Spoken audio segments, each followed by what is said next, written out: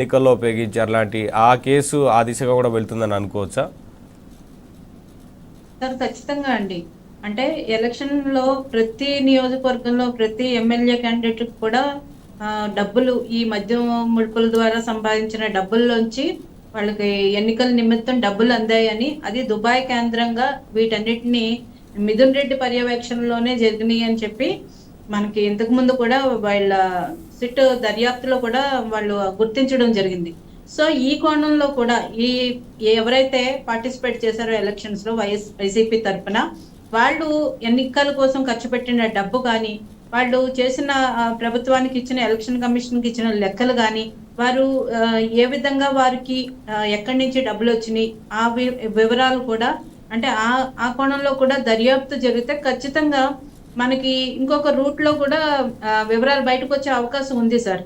ఎందుకంటే వీళ్ళు డబ్బులు కొంత రూపంలోనేమో క్యాష్ రూపంలో, కొంతదేమో బంగారం రూపంలో, మరి కొంత ఇది అందులోంచే డబ్బులు తీసి ఎలక్షన్ కి వాడటం కానీ, అలాగే హైదరాబాద్ లో సార్ ఈ మధ్య కుంభకోణంలో వచ్చిన డబ్బులతోటే హైదరాబాద్ లో విపరీతంగా వెంచర్స్ కొనుగోలు చేసి చాలా కన్స్ట్రక్షన్ కంపెనీలతోటి వీళ్ళు డీల్ పెట్టుకుని వాళ్ళతోటి వాళ్ళతోటి పార్ట్నర్షిప్ చేసుకుని వీళ్ళు చాలా కన్స్ట్రక్షన్ కంపెనీల్లో పెట్టుబడులు పెట్టడం కూడా జరిగింది. ఇవంతా అనధికారికంగా క్యాష్ రూపంలో వాళ్ళకి చెల్లించి హైదరాబాద్ లో రియల్ ఎస్టేట్ లో చాలా మటుకు భూములు కొనుగోలు కానీ అక్కడ వేగం పుంజుకోవడానికి కూడా కారణం అదే అని చెప్పి న్యూస్ కూడా రావడం జరిగింది సార్. అంటే ఎన్నో రకాలుగా డైవర్ట్ చేశారు ఇది. సో ఇవన్నీ వివరాలు కూడా సిట్ అధికారులు సేకరిస్తున్నారు. అసలు మనం అనుకున్న దానికంటే దర్యాప్తు చాలా వేగంగా జరుగుతుందనే చెప్పాలి సార్. వీళ్ళు దొరికే వరకు కూడా దొంగ అని ఒప్పుకోకుండా మీరేం పట్టుకున్నారు, మీ గవర్నమెంట్ వచ్చి ఇన్ని రోజులైంది, మా మీద ఏం విచారణ చేయలేకపోతున్నారు అంటే మేమేం తప్పు చేయలేదు, మేము మంచి వాళ్ళం, సచ్చీలరు కాబట్టి మీరు మమ్మల్ని ఏం పట్టుకోలేదని ఛాలెంజ్ చేస్తున్నారు సార్. ఒక బరగామణి కేసు విషయంలోనే కాదు, వివేకానంద రెడ్డి గారి హత్య కేసు విషయంలోనే కాదు, లిక్కర్ స్కామ్ లోనే కాదు, ఇసుక కానీ మైనింగ్ కానీ ఇంకా అన్ని విషయాల్లో కూడా అంటే దొరికే లాస్ట్ మినిట్ వరకు కూడా వీళ్ళు మేం కాదు, మేము ఏమీ చేయలేదు కాబట్టి మమ్మల్ని ఏం చేయలేకపోతున్నారు, మమ్మల్ని పట్టుకోలేకపోతున్నారు ప్రభుత్వానికి, విచారణ సంస్థలకి సవాల్ విసురుతున్నారు. ఈ రోజు మీరు ప్రభుత్వంలో ఉన్నప్పుడు హైకోర్టు న్యాయమూర్తులను కూడా మీరు దూషించిన వ్యక్తులు, మీకు స్థానాల మీద గౌరవం లేదు, న్యాయమూర్తుల మీద గౌరవం లేదు, చట్టాల మీద గౌరవం లేదు, మేము ఎలాగైనా తప్పించుకుని తిరుగుతాము, ఎలాగైనా చట్టంలో ఉన్న లొసుగుల్ని మేము ఉపయోగించుకుని మేము తప్పించుకోవడానికి ప్రయత్నం చేస్తాము అని చెప్పి ఒక రకమైన కాన్ఫిడెన్స్ అనుకోవాలో, అంత పకడ్బందీగా నేరం చేశారని అనుకోవాలో మనం ఆలోచించాలి సార్.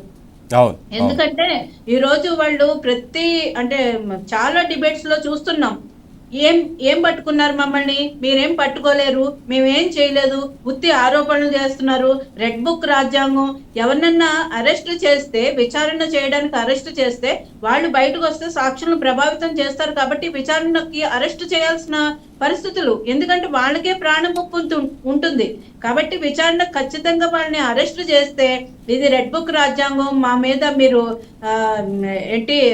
కక్షపూరిత రాజకీయాలు చేస్తున్నారని ఇదొక ప్రచారం చేస్తున్నారు బయట. మనం అరెస్ట్ చేయలేదనుకోండి, ఇప్పుడు అరెస్ట్ అయిన వారు ఇచ్చిన స్టేట్మెంట్స్ ఆధారంగానే కదా విచారణ ముందుకు వెళ్తోంది, మరికొంతమందిని అరెస్ట్ చేస్తున్నారు. అలానే కదా ఇప్పుడు ఇవన్నీ తెలిసాయి. ఏమీ తెలియకుండానే ఇంత కేసు, ఇంత వ్యవహారం బయటికి ఎలా వస్తుంది? వైసీపీ వారు విమర్శలు చేస్తూనే ఉంటారు, ఏం చేసినా చేస్తారు విమర్శలు, ఇవన్నీ ఎలా బయటకు వస్తాయి మరి? అదే కదా సార్, ఏమీ లేకపోతే వాసుదేవరెడ్డికి ఎలక్షన్ రిజల్ట్స్ రాగానే ఏదైతే హార్డ్ డిస్క్లు, కంప్యూటర్లు అవన్నీ తీసుకుని, పెన్ డ్రైవ్లు ఇవన్నీ తీసుకుని కారులో పారిపోవడానికి ప్రయత్నం చేశాడు. అవన్నీ సీసీటీవీ కెమెరాల్లో చిక్కినాయి. మరి వాసుదేవరెడ్డి కూడా చాలా రోజులు తప్పించుకుని తిరిగాడు, ఎట్టకేలుగా అరెస్ట్ చేశారు. ఖచ్చితంగా వివరాలన్నీ కూడా ఈ విచారణలో తేలుతున్నాయి. వీళ్ళకి అప్పుడే అవును మీరు అన్నట్లుగా అప్పుడే అలర్ట్ అవుదాం అనుకున్నారు, ఆధారం లేకుండా ధ్వంసం చేద్దాం అన్న ప్రయత్నం జరిగింది. కరెక్ట్, చాలా చోట్ల సార్. ఇప్పుడు మనం పొంగనూరులో తీసుకుంటే ఫైల్స్ తగలబెట్టేశారు సార్, సబ్ కలెక్టర్ ఆఫీసే తగలబెట్టేశారు. అంటే ఎంత అసలు మన ఆలోచనలకు కూడా అందనంత విధంగా వాళ్ళు ప్రవర్తిస్తున్నారు సార్. అవును, మదనపల్లిలో కూడా అటువంటి జరిగింది కదా. అన్ని చోట్ల సార్ మద్యం కుంభకోణం అయితే అసలు అసలు ఎవరు కూడా ఊహించినంతటి స్కామ్ జరిగింది. మద్యమే కాదు, ఇప్పుడు ఎక్కడ చూసినా కూడా మనం ఈవెన్ ఎలక్షన్ కోడ్ వచ్చిన తర్వాత కూడా వైజాగ్ లో దాదాపు 900 ఎకరాల పైగా భూమి అప్పటి సిఎస్ జవహర్ రెడ్డి గారు అక్రమంగా ఆయన ఆధీనం చేసుకోవడం కానీ, ఆయన స్వాధీనం చేసుకోవడం కానీ, జిరాయితీ భూములు, పట్టా భూములు అవన్నీ కూడా థర్డ్ పార్టీకి ట్రాన్స్ఫర్ చేసి వారి ద్వారా తీసేసుకున్నారు. ఈవెన్ ఎలక్షన్ కోడ్ లో అలాంటివి చేయకూడదని తెలిసిన రాజ్యాంగం బద్ధమైన పదవిలో ఉన్న వ్యక్తి కూడా ఆ రూల్స్ అన్నిటిని పక్కన పెట్టేసి ఆ రోజు భూములు కుంభకోణం చేయడం జరిగింది సార్. ఉత్తరాంధ్ర మొత్తం దోచేశారు. ఉత్తరాంధ్ర నుంచి మొదలు పెడితే ఇటు చిత్తూరు వరకు కూడా పూర్తిగా ప్రతి నియోజకవర్గంలో ఇసుక దోపిడీ జరిగింది, భూముల దోపిడీ జరిగింది, మైనింగ్ లో దోచేశారు. ఇవన్నీ కాకుండా మద్యం కుంభకోణం ఏం చేయలేదు సార్. ఏ నియోజకవర్గంలో ఏం జరగలేదు చెప్పండి. ఇప్పటికీ కూడా మాకు పార్టీ ఆఫీసుల దగ్గర, తెలుగుదేశం కానీ జనసేన పార్టీ ఆఫీస్ దగ్గర కానీ వెల్లువలాగా ఫిర్యాదులు వస్తున్నాయి సార్. అందులో 90% of the complaints based on this land grabbing, YCP నాయకుల యొక్క భూదందాలకు సంబంధించిన ఫిర్యాదులే 90% ఉంటున్నాయి సార్. మిగతా 10% వేరే వేరే కేసులు ఉంటున్నాయి కానీ 90% ఇవే. అంటే ఆ రోజున వచ్చాయి కదా ఫిర్యాదులు స్వీకరిస్తుంటే కొన్ని వేల ఫిర్యాదులు వచ్చాయి కదా. అవును సార్, ఇప్పటికీ వస్తున్నాయి. అంటే దాదాపు 18 నెలలు అయిపోతుంది గవర్నమెంట్ వచ్చి, అయినా కూడా ఇంకా వస్తూనే ఉన్నాయంటే ఏ రేంజ్ లో వాళ్ళు అన్ని రకాలుగా ప్రజలను ఇబ్బంది పెట్టి దోచేశారో ఆలోచించండి. మళ్ళీ ఇంకొకసారి అధికారంలోకి వచ్చుంటే నిజంగా ఆంధ్రప్రదేశ్ ప్రజలు అదృష్టం అనుకోవాలి. కానీ మళ్ళీ ఇంకోసారి అధికారంలోకి వచ్చుంటే కనుక ప్రజలకు సంబంధించిన సొంత ఆస్తులు, ఇళ్ళు అన్ని కూడా లాక్కునే పరిస్థితులు, ల్యాండ్ టైటిలింగ్ యాక్ట్ తీసుకురావడం ద్వారా, అందులో సెంట్రల్ గవర్నమెంటే పెట్టింది. మళ్ళీ ఇప్పుడు ఏమని అంటారు, డిబేట్స్ లో కూర్చుని ఏమని అంటారు, ఆ సెంట్రల్ గవర్నమెంట్ తీసుకొచ్చింది, మాకు సంబంధం లేదు అంటారు. సెంట్రల్ గవర్నమెంటే తీసుకొచ్చింది, కానీ అందులో కొన్ని క్లాజులు మీకు అనుకూలంగా మార్చుకున్నారు కదా.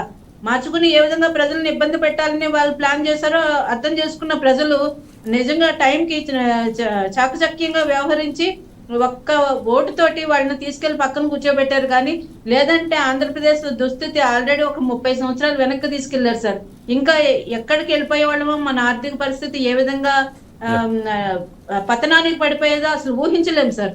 సార్ ఏదైనా మనం లిక్కర్ స్కామ్ కి సంబంధించిన అంశంలో సార్ ఫైనల్ గా ఒకసారి కంక్లూడ్ చేయండి. ఇక్కడ కొన్ని విదేశాలకు సంబంధించి పెట్టుబడులు పెట్టారన్న వార్తలు ఉన్నాయి కాబట్టి ఆ రకంగా ఎలా ఉంటుంది అనుకోవచ్చు విచారణ? ఇక్కడ ఒకటండి, విదేశాలు అంతర్జాతీయంగా కూడా ఈ యొక్క అక్రమ మద్యం వ్యాపారంలో అక్రమ లబ్ధిదారులు విదేశాలకు కూడా తరలించారనేది డెఫినెట్ గా డిస్క్లోజ్ అవుతుంది, వెలుగు చూస్తా ఉంది. దానికి డెఫినెట్ గా ఈడీ లాంటి సంస్థలే అంతర్జాతీయంగా విచారణ జరపాల్సి వచ్చినప్పుడు వాళ్ళు డెఫినెట్ గా వాళ్ళు క్రియాశీలకంగా పనిచేయవలసిన అవసరం అయితే దీంట్లో స్పష్టంగా కనబడతా ఉంది.